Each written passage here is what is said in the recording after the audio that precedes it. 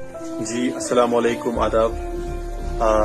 आप सभी को पता होगा कि आज जो देश के education union minister Dharmendra Pradhan थे, उन्होंने अपना रिजाइन दिया है। तो ये लिहाजा ये बहुत खुशी की बात है इस देश के लिए, और खासकर उन लोगों का शुक्रिया करना चाहता हूं जिन्होंने संघर्ष किया, प्रोटेस्ट किया पिछले 30-35 दिनों से जंतर मंतर दिल्ली में या और भी कहीं स्टेट्स में जो प्रोटेस्ट हुआ। जैसे कि कांग्रेस ने भी एक छात्रों की गूंज उसके लिए चलाया था, हर डिस्ट्रिक्ट में, हर ब्लॉक में उसके खिलाफ प्रोटेस्ट किए।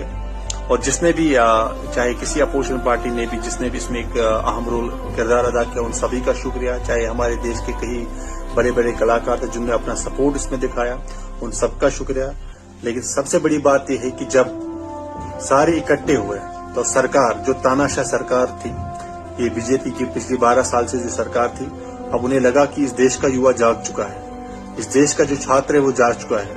क्योंकि काफी चीजें उन्होंने ऐसी करी इन 12 सालों में जो लोगों के हित में नहीं थी, जो लोगों के सपोर्ट में नहीं थी। लेकिन अब वो समझ चुके हैं कि अब तानाशाही चलने वाली है नहीं, and the resignation of this Dharmendra Pradhan is just a beginning. अभी बहुत कुछ आगे होने वाला है, यू विल सी, आप देखते रहेगा, बहुत कुछ बदलने वाला है।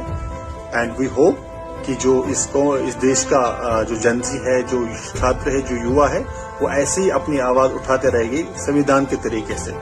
जो संविधान हमें इजाजत देता है जिस तरीके से अपनी आवाज रखने का, उस कॉन्स्टिट्यूशन के अंडर हम अपनी आवाज रखेंगे। जब भी हमारे साथ कोई अन्याय होगा, सरकार का कोई ऐसा भी फैसला होगा जो लोगों के हित में न हो, जो छात्रों के हित में ना हो, जो इस देश के मजदूरों के हित में ना हो, या किसी भी तबके के हित में ना हो, उम्मीद करते हैं ऐसे ही इस देश का युवा जागा रहे और इस देश को सही दिशा दिखाए।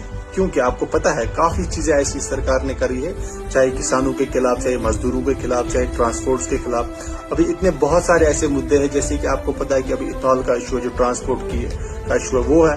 बहुत ऐसे बहुत सारे, जैसे किसानों का जो यूएस ट्रेड डील है, तो वो है। बहुत सारे ऐसे मुद्दे और भी है जिन पे बात करने की जरूरत है इस देश के युवा को, जिन पे आगे आने की जरूरत है इस देश के युवा को। लिहाजा हम कहना चाहते हैं कि ऐसे यूनिटी के साथ लड़ना है, जहां पे गलत चीजें हो, गलत चीजों को रोकना है और सरकार को सही दिशा दिखाने, सही रास्ता दिखाना है।